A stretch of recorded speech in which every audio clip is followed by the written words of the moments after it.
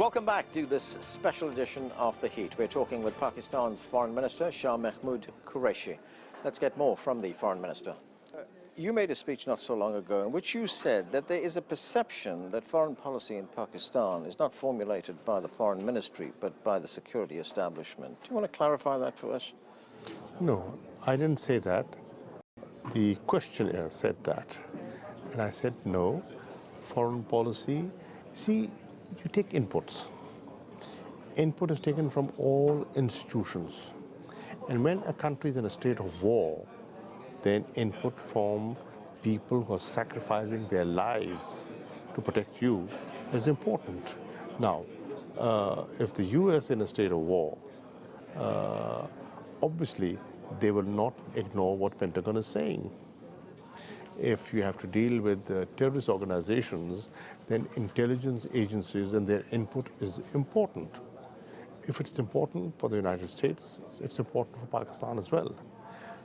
So what we are saying, and what I say is, that input is relevant, it is important, it should be incorporated when policies are being formulated, but the ultimate decision-making authority is the Foreign Office and the elected political civil leadership. All right, let's talk about your relationship with another major world power, one that with which you have much warmer relations, and that's with China. You have very close trade relations, economic relations, political relations as well. CPEC, the China-Pakistan Economic Corridor, is at the center of that relationship. How would you characterize it right now? It's a very important project. It's a flagship project of the BRI initiative. We have welcomed it. There is a national consensus for it. The first phase is in progress. Many projects are ongoing, and we intend to complete them as early as possible. In fact, we are talking about the second phase of CPEC.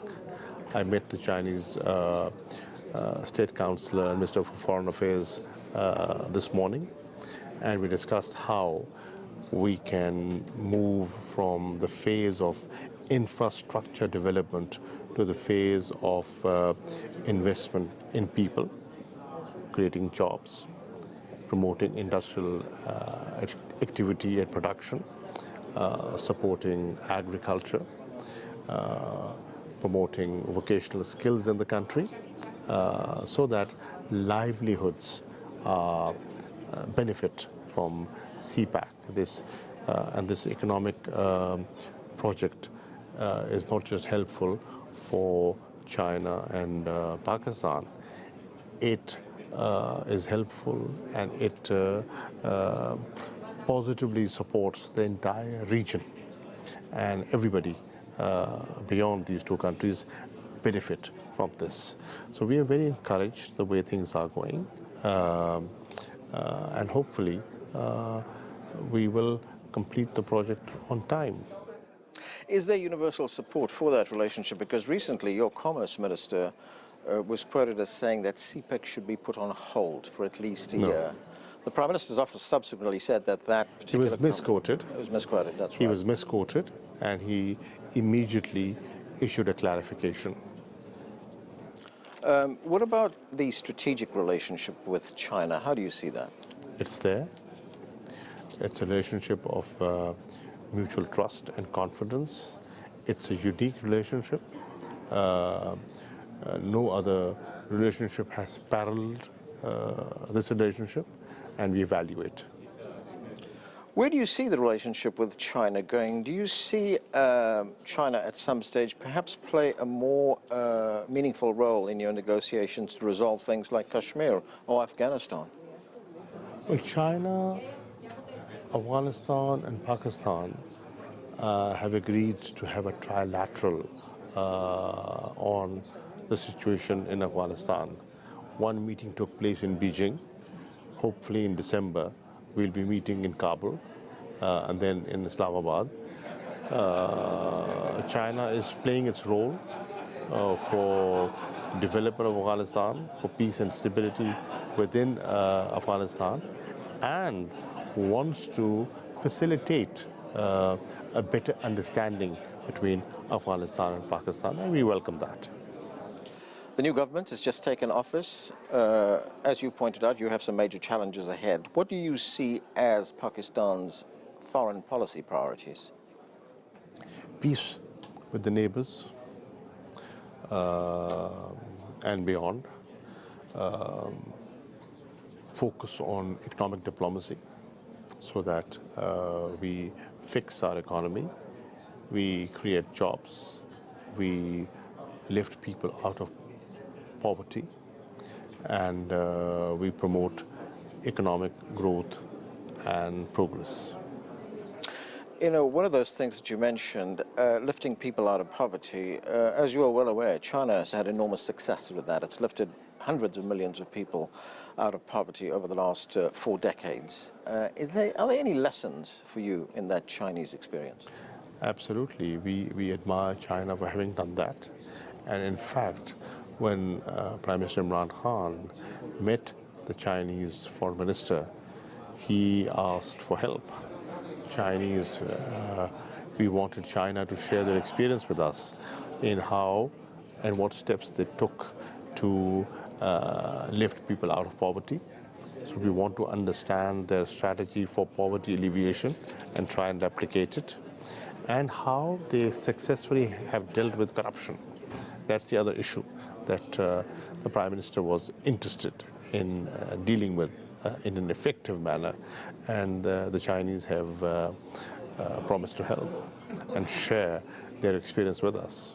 How big is that an issue for Pakistan, corruption? It's a major issue. It's a major issue, and there's more realization of it, and that's why my party is in office, because they have rejected the leadership of the older, sort of entrenched, more recognized parties. They feel that they had many skeletons in their cupboard, and here PTI was offering a clean leadership. We hear very often in politics that sometimes the desire is there to get rid of things like corruption, but there has to be a political will. Do you feel with this new government that political will is there? I think it is there. I think it's there. I think it's high on the Prime Minister's agenda, and we are determined to move ahead. Across the board, accountability is what we want. We do not want political victimization. A lot of times people hide behind the cloaks of political victimization to avoid accountability. We do not want that. We do not want a witch hunt, but we want people to be held accountable for their misdeeds. Finally, let me ask you about the United Nations, where we are sitting right now. This will be your first appearance at the United Nations as a representative of this government. You will be talking to an international audience. What is the message that you want to send to world leaders? That Pakistan is a responsible state. Pakistan is a state that has contributed. For example, right now what's being discussed is UN peacekeeping role, and Pakistan's contribution in that is second to none. Pakistan has been a very responsible member of the Security Council. 6 to 7 times we've had representation there. Pakistan has been represented at different forums and have on the Human Rights Council, on areas of development, cooperation, and we've acted responsibly. So Pakistan has and is willing to play its role for multilateralism. We support multilateralism. We feel it is under pressure. Many of the speakers addressed that issue today, and we will support that issue. Pakistan is for a more responsive, a more open, a more democratic Security Council. Minister, thank you very much for joining us. Thank you. And that's it for this special edition of The Heat, coming to you from United Nations headquarters in New York. Lots more coverage of the UN General Assembly on air and online at america.cgtn.com. I'm Anand Naidoo in New York. Thanks for joining us.